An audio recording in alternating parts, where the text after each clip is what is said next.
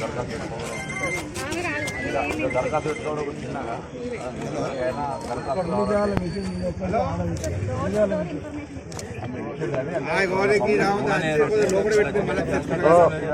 నేను అడుగుతూ అందరికీ ఒక బ్యానర్ ఉంటుందంటే ఇదిగా ఇది అప్లికేషన్ పెట్టుకోవచ్చు. ఎవరికి వచ్చి ఇప్పుడు అందరికి అర్హత ఉన్నాక ఇయ్యము ఒక రాదు ఏం లేదు. పంచాయతీ లేదు, అది నా బాధ్యత.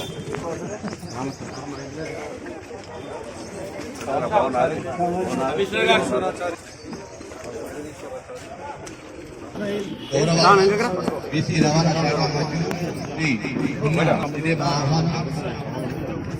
అదేవిధంగా మరి ఈరోజు ప్రజాపాలన వాడుకలు కూడా ఇక్కడ నిర్వహించడం జరుగుతుంది. దీంట్లో భాగంగా జిల్లా గ్రంథాలయ చైర్మన్ ముందున్న 15వ వార్డు సోదర వ్యక్తులందరికీ అధికారులందరూ ఒక నమస్కారం. తెలంగాణ రాష్ట్ర ప్రభుత్వం చేత అర్హులైన వారందరికీ కూడా థ్యాంక్ యూ సార్. ఎందుకంటే ప్రజాపాలన గురించి కూడా చాలా మందికి డౌట్స్ ఉన్నాయి కాబట్టి మంత్రి గారు దాని తర్వాత ఇప్పుడు కార్యక్రమం ఇందిరమ్మ ఇళ్లకు సంబంధించి గతంలో కొంత ప్రాంతంలో డబుల్ బెడ్రూమ్ ఏదైనా ఒక ఏరియాలో మండలానికి 1-2 జాగాలను ఏదో నాన్న కొద్ది గొప్ప కట్టి ఉండి అవి కూడా పూర్తి కాని అన్నింటినీ కూడా గతంలో డబుల్ బెడ్రూమ్లు ఆగిపోయిన వాటిని అన్నింటినీ కూడా పూర్తి చేయడానికి ప్రణాళిక సిద్ధం చేసిన ఈ నియోజకవర్గంలో డబుల్ బెడ్రూమ్లు స్టార్ట్ అయ్యి సౌకర్యాలు లేకున్న వాళ్ళందరినీ అది కూడా పూర్తి చేసే కార్యక్రమం ఒకటి. కొత్తగా ఇందిరమ్మ ఇళ్లకు సంబంధించి ఈ నియోజకవర్గానికి మొదటి దశ 3,500 వచ్చినాయి. ఇంకా కొద్దిగా ఎక్కువ తీసుకురావడానికి ప్రయత్నం చేస్తాం. 160 గ్రామాలు, మున్సిపల్ 20 వార్డులు ఉన్నాయి. జనాభా ప్రాతిపదికన అన్ని గ్రామాలకు ఇందిరమ్మ ఇళ్ళు వస్తాయి. అర్హత పూర్తిగా నిరుపేదలైన ఉన్నటువంటి వాళ్ళను మీ ముందర చదివి వినిపించిన తర్వాతనే ఎంపిక ప్రక్రియ చేస్తాం. ఎక్కడ కూడా ఇబ్బంది లేదు. అందులో 5 లక్షల ఇందిరమ్మ ఇళ్ళు, ఎస్సీలకు 6 లక్షల రూపాయలు ఆయుధంగా ఇచ్చే కార్యక్రమం కూడా ఎక్కడ ఇబ్బంది రాకుండా ఉంటుంది. ఎక్కడ బాధ్యత మాది. రేషన్ కార్డులు 10 సంవత్సరాల రేషన్ కార్డులో కొద్దిగా ఇబ్బంది అయింది.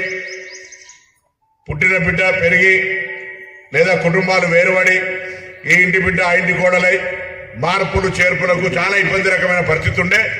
ఇప్పుడు ప్రభుత్వం అర్హత ఉన్న ప్రతి ఒక్కరికి రేషన్ కార్డు ఇవ్వాలని, మార్పులు చేర్పులు ఒక రోజుకొరికే పరిమితం కాదు, నిరంతరంగా.